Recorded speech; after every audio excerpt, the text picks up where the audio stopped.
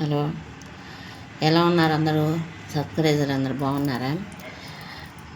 అందరూ లైక్ చేసి సబ్స్క్రైబ్ చేయండి.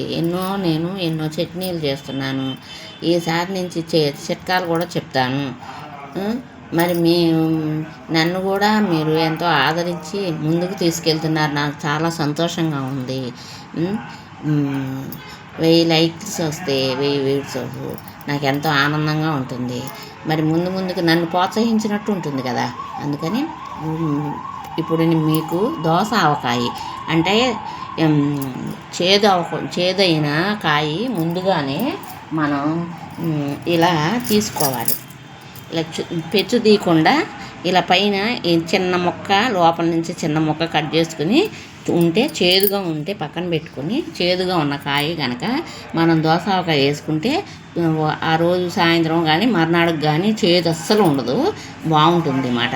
అందుకని చిన్న చిన్న ముక్కలు తరుక్కోవాలి. ఇది ఇంత చిన్న చిన్న ముక్కలు తరుక్కోవాలి. ఇలా మామిడికాయ ముక్కలు అంటే తొక్కు తీయకుండా తడుక్కోవాలి. తొక్కు తీస్తే మెత్తపడిపోతుంది, బాగుండదు, ఉప్పు లాగేసుకుంటుంది అనమాట. అందుకని తొక్కు తీయకుండా తీసుకోవాలి. దోస ఆవకాయ అంటారు దీన్ని. చాలా బాగుంటుంది, అన్నిట్లోనూ బాగుంటుంది.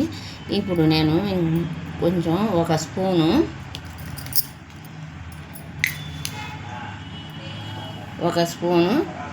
ఉప్పు, ఒక స్పూను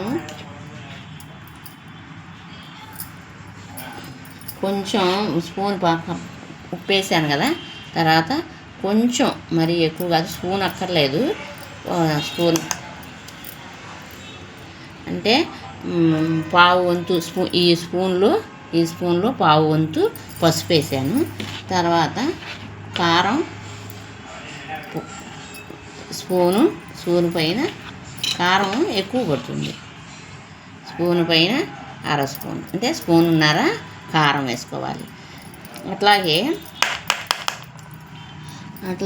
ఆవపిండి కూడా, ఆవపిండి ఒక స్పూన్ వేసాను. 2 స్పూన్లు ఆవపిండి వేసుకోవాలన్నమాట. ఆవపిండి కొంచెం ఎక్కువ వేసుకుంటే బాగుంటుంది. ఇప్పుడు దీన్ని కలిపేయాలి. అసలు రెండో రోజుకి బాగా ఇది వస్తుంది, ఏంటి జ్యూస్ బాగా రసం వల్లే వస్తుంది.